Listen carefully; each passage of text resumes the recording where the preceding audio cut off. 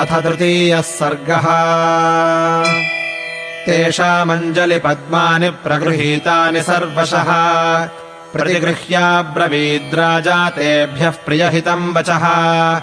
अहोऽस्मि परमप्रीतः प्रभावश्चातुलो मम यन्मे ज्येष्ठम् प्रियम् पुत्रम् यौवराज्यस्थमिच्छथ इति प्रत्यर्चितान् राजा ब्राह्मणानिदमब्रवीत्। वसिष्ठम् वामदेवम् च तेषामेवोपशृण्वताम्। चैत्रः श्रीमानयम् मासः पुण्यः पुष्पितकाननः यौवराज्याय रामस्य सर्वमेवोपकल्प्यताम्। राज्ञस्तु परते वाक्ये जनघोषो महानभूत् शनैस्तस्मिन् प्रशान्ते च जनघोषे जनाधिपः। वसिष्ठम् मुनिशार्दूलम् राजा वचनमब्रवीत्। अभिषेकाय रामस्य यत्कर्म सपरिच्छदम् तदद्य भगवन् सर्वमाज्ञापयितुमर्हसि। तच्छ्रुत्वा भूमिपालस्य वसिष्ठो मुनिसत्तमः आदिदेशाग्रतो राज्यस्थितान् युक्तान् कृताञ्जलीन् सुवर्णादीनि रत्नानि बलीन् सर्वौषधीरपि शुक्लमाल्यानि लाजांश्च पृथक् च मधुसर्पिषी आहतानि च वासांसि रथम् सर्वायुधान्यपि चतुरङ्गबलम् चैव गजम् च शुभलक्षणम् चामरव्यजने चोभे ध्वजम् छत्रम् च पाण्डुरम् शतम् च शातकुम्भानाम् कुम्भानामग्निवर्चसाम् हिरण्यशृङ्गमृषभम् समग्रम् व्याघ्रचर्म च यच्चान्यत्किञ्चिदेष्टव्यम् तत्सर्वमुपकल्प्यताम्। उपस्थापयत प्रातरज्ञकारे महीपतेः अन्तःपुरस्य द्वाराणि सर्वस्य नगरस्य च चन्दनस्रग्भिरर्च्यन्ताम् धूपैश्च घ्राणहारिभिः प्रशस्तमन्नम् गुणवद्दधि क्षीरोपसेचनम् द्विजानाम् शतसाहस्रम् यत्र काममलम् भवेत् सत्कृत्य द्विजमुख्यानाम् श्वः प्रभाते प्रदीयताम्। घृतम् दधि च लाजाश्च दक्षिणाश्चापि पुष्कलाः सूर्येऽभ्युदितमात्रेष्वो भविता स्वस्ति वाचनम्। ब्राह्मणाश्च निमन्त्र्यन्ताम् कल्प्यन्तामासनानि च आबध्यन्ताम् पताकाश्च राजमार्गश्च सिच्यताम्। सर्वे च तालापचरा गणिकाश्च स्वलङ्कृताः कक्ष्याम् द्वितीयामासाद्य तिष्ठन्तु नृपवेश्मनः। देवायतनचैत्येषु सान्नभक्ष्याः सदक्षिणाः उपस्थापयितव्यास्युर्माल्ययोग्याः पृथक् पृथक् दीर्घासि बद्धगोधाश्च सन्नद्धा मृष्टवाससः। महाराजाङ्गणम् शूराः प्रविशन्तु महोदयम् एवम् व्यादिश्य विप्रौ तु क्रियास्तत्र विनिष्ठितौ चक्रतुश्चैव यच्छेषम् पार्थिवाय निवेद्य च कृतमित्येव चाब्रूतामभिगम्य जगत्पतिम्।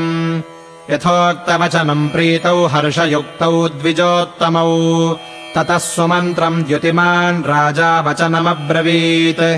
रामः कृतात्मा भवता शीघ्रमानीयतामिति स तथेति प्रतिज्ञाय सुमन्त्रो राजशासनात् रामम् तत्रानयाञ्चक्रे रथेन रथिनाम् वरम्। अथ तत्र सहासीनास्तदा दशरथम् नृपम् प्राच्योदीच्या प्रतीच्याश्च दाक्षिणात्याश्च भूमिपाः म्लेच्छाश्चार्याश्च ये चान्ये वनशैलान्तवासिनः उपासाञ्चक्रिरे सर्वे तम् देवा वासवम् यथा तेषाम् मध्ये स राजर्षिर्मरुतामिव वासवः। प्रासादस्थो दशरथो ददर्शायाम् तमात्मजम् गन्धर्वराजप्रतिमम् लोके विख्यातपौरुषम् दीर्घबाहुम् महासत्त्वम् मत्तमातङ्गगामिनम् चन्द्रकान्ताननम् राममतीव प्रियदर्शनम् रूपौदार्यगुणैः पुंसाम् दृष्टिचित्तापहारिणम् घर्माभितप्ताः पर्जन्यम् ह्लादयन्तमिव प्रजाः न ततर्पसमायान्तम् पश्यमानो नराधिपः अवतार्य सुमन्त्रस्तु राघवम् स्यन्दनोत्तमात् पितुः समीपम् गच्छन्तम् प्राञ्जलिः पृष्ठतोऽन्वगात् सतम् कैलासशृङ्गाभम् प्रासादम् रघुनन्दनः आरुरोह नृपम् द्रष्टुम् सहसा तेन राघवः सप्राञ्जलिरभिप्रेत्य प्रणतः पितुरन्तिके नाम स्वम् श्रावयन् रामो ववन्दे चरणौ पितुः तम् दृष्ट्वा प्रणतम् पार्श्वे कृताञ्जलिपुटम् नृपः गृह्याञ्जलौ समाकृष्य सस्वजे प्रियमात्मजम् तस्मै चाभ्युद्यतम् सम्यङ् मणिकाञ्चनभूषितम् दिदेश राजा रुचिरम् रामाय परमासनम् तथासनवरम् प्राप्य व्यदीपयत राघवः स्वयैव प्रभया मेरुमुदये विमलो रविः तेन विभ्राजिता तत्र सा सभापि व्यरोचत विमलग्रहनक्षत्रा शारदी द्यौरिवेन्दुना तम् पश्यमानो नृपतिस्तुतोष प्रियमात्मजम् अलङ्कृतमिवात्मानमादर्शतलसंस्थितम् सतम् सुस्थितमाभाष्य पुत्रम् पुत्रवताम् वरः उवाचेदम् वचो राजा देवेन्द्रमिव कश्यपः ज्येष्ठायामसि मे पत्न्याम् सदृश्याम् सदृशः सुतः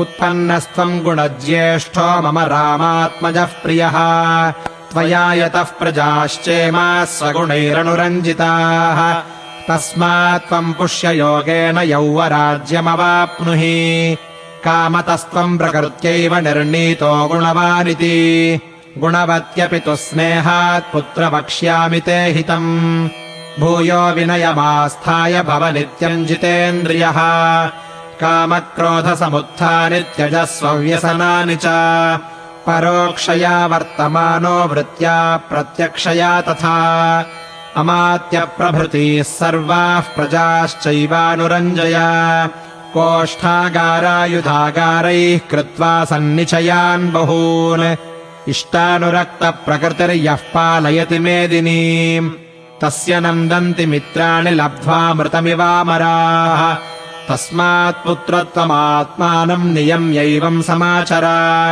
तच्छ्रुत्वा सुहृदस्तस्य रामस्य प्रियकारिणः त्वरिता शीघ्रमागत्य कौसल्यायै न्यवेदयन् सा हिरण्यम् च गाश्चैव रत्नानि विविधानि च व्यादिदेशप्रियाख्येभ्यः कौसल्या प्रमदोत्तमा अथाभिवाद्य राजानम् रथमारुह्य राघवः ययौ स्वम् द्युतिमद्वेष्मजनौघैः प्रतिपूजितः ते चापि पौरा नृपतेर्वचस्तच्छ्रुत्वा तदा लाभविवेष्टमाशु नरेन्द्रमामन्त्र्य गृहाणि गत्वा देवान् समानर्चुरभिप्रहृष्टाः इत्यार्षे श्रीमद् रामायणे वाल्मीकीये आदिकाव्ये अयोध्याकाण्डे 3. सर्गः।